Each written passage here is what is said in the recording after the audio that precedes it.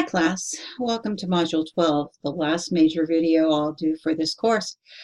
I'm still doing these ahead of time so that people can work ahead. So know that you'll have some things coming later.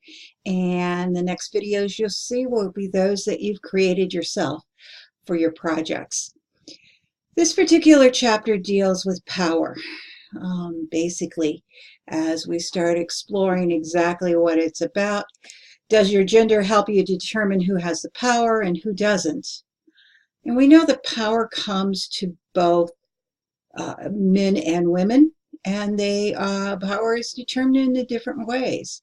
So when you start thinking about this, the last information here, it's no surprise to you that some of the issues related to gender issues are highly tied into power. Power is definitely has the ability of some actors to influence the behavior of others through persuasion, authority, or coercion. And can we bring about change, or do we need change? I think we need to go back as you start looking at this chapter and the information that's tied to it to think about the social construct of gender.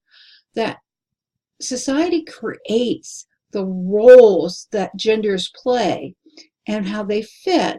And in that process, there is a whole piece of power. When we explore gender, power is closely linked to those gender issues. And we can see it at the micro level, and we can see it at the macro level. Power influences dominant institutions, and that's why the perspectives come into place that we've talked about. So let's look at the conflict perspective. Marx, when he talks about family, he talks about the place for women was one of the worst places they could be because they were in full control of the man. In other words, the man was the bourgeoisie, and women were the proletariat, that workforce that was being dominated and controlled by those that had power. Now, feminists take it a different step further, don't they? Feminists say we fail to look at society from the idea of gender, that we need to look at that at a different level instead of just looking at how men address things. So those thoughts come into place as we start looking at power and authority and how we create it. This particular chapter talks about sexual assault, rape, power in the workplace, and politics. And I'll leave the amount for you to read as you look at what's going on. For many of you, we already know this.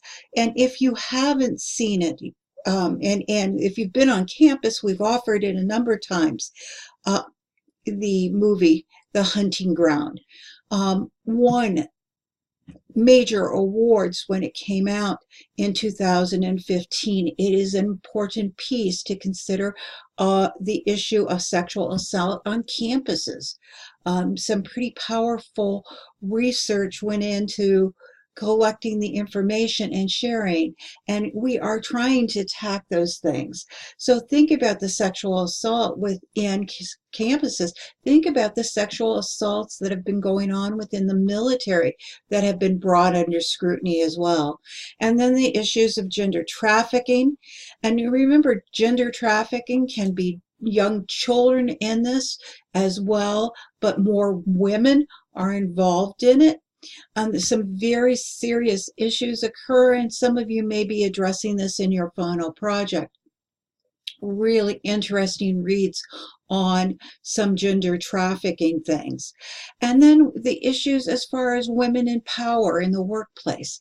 We know that women are less likely to be heads of companies, especially when we look at the Fortune 500.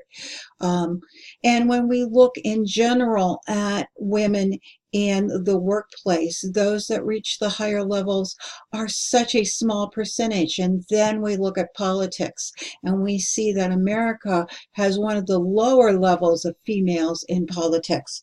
that it's a good old boys network. But this also disadvantages men. Don't forget that all of these things come into place. So why am I keeping this short again this week? Because I want you to do some exploring.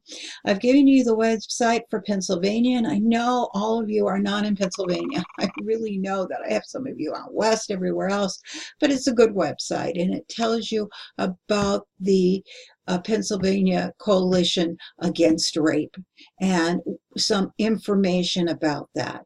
Then you have 3 TED Talks to watch. The first by Jackson Katz about violence against women. It's a powerful talk, as is the one of Jimmy Carter. President Carter, former President Carter, talks about why he believes the mistreatment of women in the world is the #1 human right abuse.